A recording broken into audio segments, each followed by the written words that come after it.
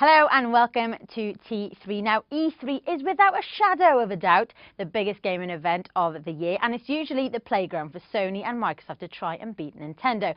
But this year it's Nintendo's turn to try and stay ahead of the game, and it's announced a new console, the Nintendo Wii 2, or the Wii U as they're calling it. The most exciting part is the controller. It can play along with your already existing Wii controllers. It can act as a putting green when you're playing a game of golf. You can launch weapons from it if you're playing a shooting game.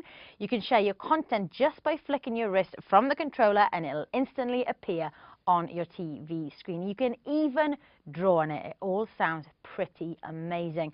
Our man Adam Bunger headed out to LA for just 24 hours for an exclusive hands-on with the controller and the console. So Adam, what was it like? The console itself was kind of locked away. It was actually a dev kit build, so it was the bare bones of a Wii with loads of kind of crazy wires and stuff around it. So that's not actually finished yet. But we know some of the specs. Can you give us a rundown on those? Well, it's going to be running on internal flash memory, although we don't know how much. It's got 1080p HD. It will run on Nintendo's proprietary disc format again, and it's going to be completely backwards compatible with not only Wii games but Wii hardware as well, so you can use the nunchucks and Wiimotes when you play. So onto the controller, and it's like nothing we've ever seen before. No, it's pretty special. It's big. That's your first impression. It's sitting around a 6.2-inch touchscreen, which is really bright and vivid. And then around that, you've got a full complement of gaming controls. So you've got 2 thumbsticks, 4 action buttons, and 4 triggers on the back. And as well as that, it's all motion sensitive, just like the Wiimote was. What was it like to use? It's better than it looks. It's lighter than it looks, and it's comfortable. I can imagine you'd be able to use it for quite a while, assuming the battery lasts. So Nintendo's moving away from the family-friendly style of games.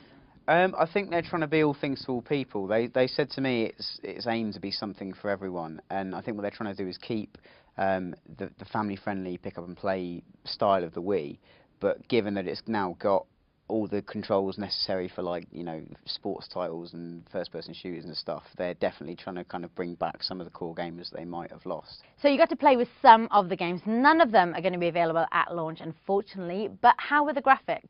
Yeah, no, they're all just tech demos, but they were great. I mean, the graphics, it's hard to tell with Nintendo because they have even the most graphically kind of hungry tech demo that we saw still had a bit of Nintendo's cartooniness and a bit of artistic style to it, but it's definitely pretty. And the addition of HD, even though it might be a little bit late to the game, it is a welcome one. Now, Nintendo referred to E3 as the coming out party, not a launch, so we're not expected to see this console or the controller anytime soon, are we? No, they said to me the next fiscal year, but they did say they narrowed that down, so it's going to be after April 31st, 2012, but before the end of 2012.